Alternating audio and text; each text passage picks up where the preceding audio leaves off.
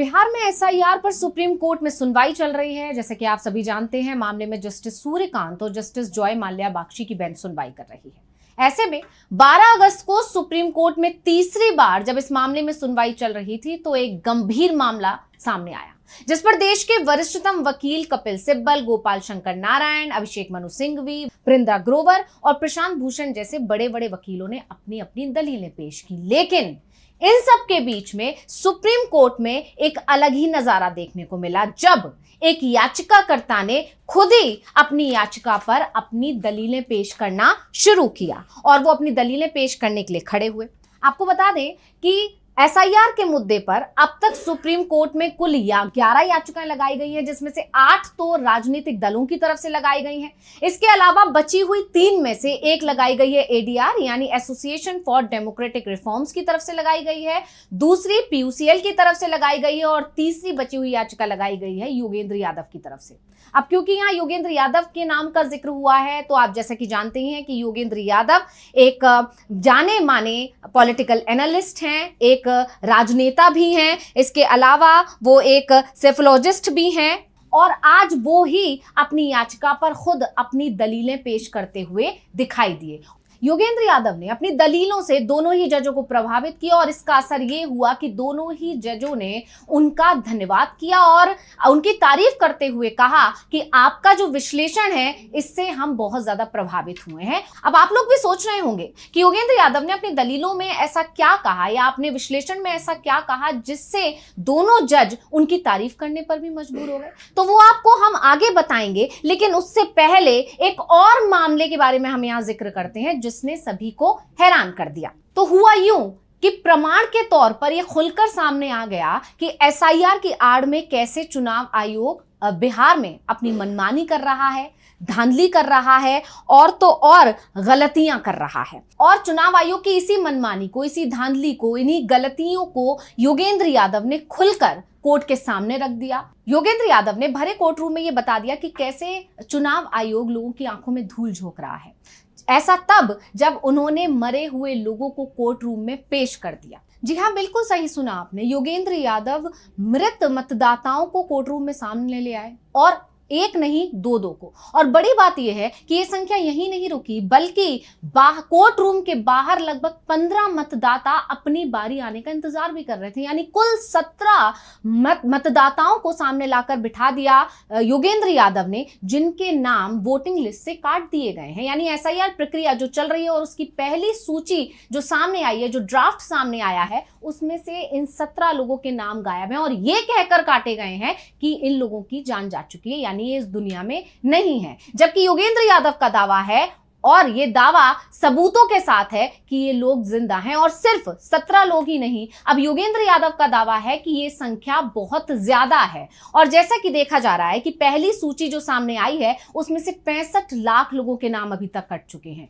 और अब ये दावा किया जा रहा है कि ये संख्या जब आखिरी सूची आएगी, यानी जब फाइनल लिस्ट आएगी, जब अंतिम सूची आएगी जिसमें किसी तरह से किसी नाम को जोड़ा नहीं जा सकता होगा, तब तक ये संख्या बढ़कर 1 करोड़ हो सकती है। अब जब योगेंद्र यादव ने ये सबूत सामने पेश किए तो कोर्ट रूम में सन्नाटा छा गया। चुनाव आयोग तिलमिला गया और चुनाव आयोग की तरफ से पेश वकील ने अचानक से कहा कि ये सब ड्रामा हो रहा है, ये सब नाटक है। चुनाव आयोग की तरफ से पेश वकील ने तपाक से कहा कि ये सब नाटक हो रहा है। इन मतदाताओं को कोर्ट रूम में लाने के बजाय इनका वोटर आईडी कार्ड बनवाना चाहिए था, इन्हें मतदाता सूची में इनके नाम को दर्ज करवाना चाहिए था, जबकि यहाँ लाकर सिर्फ ये ड्रामा किया जा रहा है और सिर्फ मामले को भटकाने की कोशिश की जा रही है। गंभीर आरोप लगाकर सिर्फ पूरे विवाद को बढ़ाया जा रहा है। लेकिन योगेंद्र यादव यहीं नहीं रुके।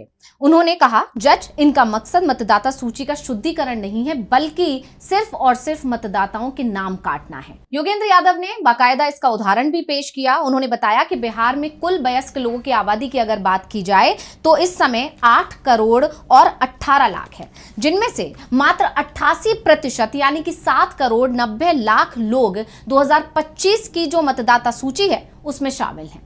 अब इस एसआईआर की अगर पहली ड्राफ्टेड लिस्ट के बारे में बात की जाए तो उसमें से अभी तक 65 लाख लोगों का नाम काटा जा चुका है और जिसके बाद ये संख्या रह गई है मात्र 7 करोड़ और 24 लाख। फाइनल लिस्ट की बात अगर की जाए जो आने वाली है आगे, जो अभी ये दावा किया जा रहा है कि उसमें से भी नाम कटेंगे, उसको लेकर योगेंद्र यादव ने दावा किया कि जब वो आखिरी सूची आएगी, जब फाइनल लिस्ट आएगी, तो वो संख्या बढ़कर, यानी कि जो आज 65 लाख है वो बढ़कर 1 करोड़ तक पहुंच जाएगी, ऐसा कहा गया। इसको लेकर योगेंद्र यादव ने कहा कि जो एक बहुत ही चिंता का विषय है, बीएलओ या चुनाव आयोग का काम सिर्फ मतदाताओं का नाम काटना नहीं है, बल्कि सूची में नामों को जोड़ना भी है। जबकि यह देखा जा रहा है कि पूरी प्रक्रिया के दौरान सिर्फ और सिर्फ नाम काटे जा रहे हैं, बल्कि जोड़े एक भी नाम नहीं जा रहे हैं। इसके बाद योगेंद्र यादव ने एक बड़ा सवाल सुप्रीम कोर्ट के सामने रख दिया कि क्या हम मतदाताओं के साथ न्याय कर रहे हैं। मिलॉर्ड, यही नहीं, योगेंद्र यादव ने कोर्ट के सामने एक और तथ्य भी रखा। उन्होंने कहा कि मान लीजिए 25 सितंबर 2025 को मुझे पता चलता है कि मेरा नाम फाइनल लिस्ट से गायब हो गया है। अब इसके बाद 30 सितंबर को फाइनल सूची आ जाती है और जिसके बाद कोई नाम नहीं जोड़ा जा सकता। यानी 25 सितंबर को पता चल रहा है और 30 सितंबर यानी 5 दिन मिलते हैं और 30 सितंबर तक नाम नहीं जुड़ पाता है, तो इसका असर यह होगा कि अगर मैं चुनाव लड़ना चाहता हूं तो मैं चुनाव नहीं लड़ पाऊंगा। यानी अगर मैं चुनाव लड़ना चाहूं तो मुझे उसके लिए अब अगले 5 साल में जब चुनाव होंगे इसका इंतजार करना पड़ेगा। क्या ये सही हो रहा है मतदाताओं के साथ? क्या ये सही हो रहा है जो लोग चुनाव लड़ना चाहते हैं उनके साथ? क्या ये लोकतंत्र पर हमला नहीं है? इस तरह के गंभीर सवाल योगेंद्र यादव ने कोर्ट रूम में जजों के सामने उठा दिए, क्योंकि योगेंद्र यादव ने कहा कि जब तक मैं अपने नाम को लिस्ट में जुड़वाने के लिए अपील करूंगा, ट्रिब्यूनल का दरवाजा खटखटाऊंगा, तब तक तो समय निकल चुका होगा और मैं चुनाव भी नहीं लड़ पाऊंगा, यहां तक कि मैं वोट भी नहीं डाल पाऊंगा। इसके साथ उन्होंने एक सवाल और पूछ लिया कि आखिर हम किस तरह का न्याय कर रहे हैं अपने मतदाताओं के साथ, क्या ये सही हो रहा है? अपनी दलीलों को रखते हुए योगेंद्र यादव ने कहा कि चुनाव आयोग 2003 की सूची की बात कर रहा है, लेकिन आपको यहां मैं बता दूं कि 2003 में एसआईआर की नहीं बल्कि आईआर की प्रक्रिया हुई थी। आजाद भारत में अभी तक कभी भी एसआईआर प्रक्रिया नहीं हुई है, बल्कि हुई है सिर्फ आईआर प्रक्रिया। एक और झूठ चुनाव आयोग की तरफ से परोसा जा रहा है कि 2003 की लिस्ट में जिन बच्चों के माता पिता का नाम दर्ज है उन बच्चों को कोई फॉर्म भरने की जरूरत नहीं है, उन बच्चों को कोई डॉक्यूमेंट देने की जरूरत नहीं है, जबकि ये सरासर झूठ है। 2003 की लिस्ट में 4 करोड़ 90 लाख मतदाताओं का जिक्र किया जा रहा है, जबकि सच ये है कि उसमें मात्र 2.5 करोड़ मतदाता ही हैं। ऐसे कई और भी तथ्य योगेंद्र यादव ने रखे। इन तमाम तथ्यों के अलावा योगेंद्र यादव ने ऐसे कई और तथ्य कोर्ट रूम में जजों के सामने रखे, जिसके बाद जस्टिस सूर्यकांत को कहना पड़ा, मिस्टर यादव आपने बहुत अच्छा विश्लेषण किया है और आपके कई सवालों का जवाब तो अब चुनाव आयोग को देना ही पड़ेगा। सुनवाई कल भी जारी रहेगी, यानी 13 अगस्त को एक बार फिर इस मामले में सुनवाई होगी। यानी योगेंद्र यादव का जो विश्लेषण है उसकी चर्चा सिर्फ जज ही नहीं अब पूरे देश में हो रही है। उनके जिस तरह से उन्होंने विश्लेषण किया, जिस तरह से उन्होंने दलीलें दी, उसकी तारीफ हर जगह हो रही है। और अब इस मामले में एक बार फिर 13 अगस्त को सुनवाई होगी और 13 अगस्त को जब इस मामले में सुनवाई होगी तो चुनाव आयोग को इन सवालों का जवाब देना पड़ेगा, जिससे चुनाव आयोग बुरी तरह फंसा हुआ दिखाई दे रहा है। इसके अलावा जिस तरह से 2 उन मतदाताओं को कोर्ट रूम में पेश किया गया जिनका नाम मतदाता सूची से यह कहकर काट दिया गया है कि वो इस दुनिया में है ही नहीं, वो जीवित ही नहीं है, इस मामले ने, इस वाकये ने सभी का ध्यान अपनी तरफ खींच लिया और एक बार फिर चुनाव आयोग को सवालों के कटघरे में खड़ा कर दिया है।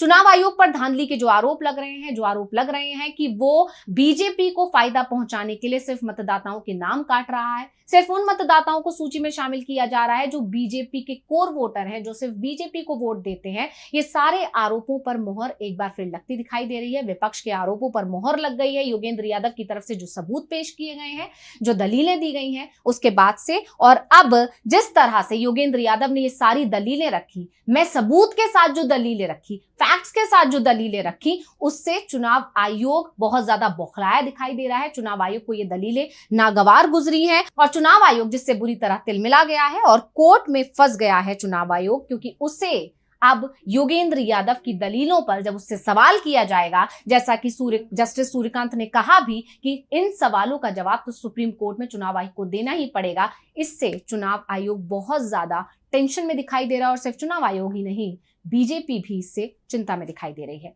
तो स्पेशल रिपोर्ट आपको कैसी लगी हमें कमेंट करके अपनी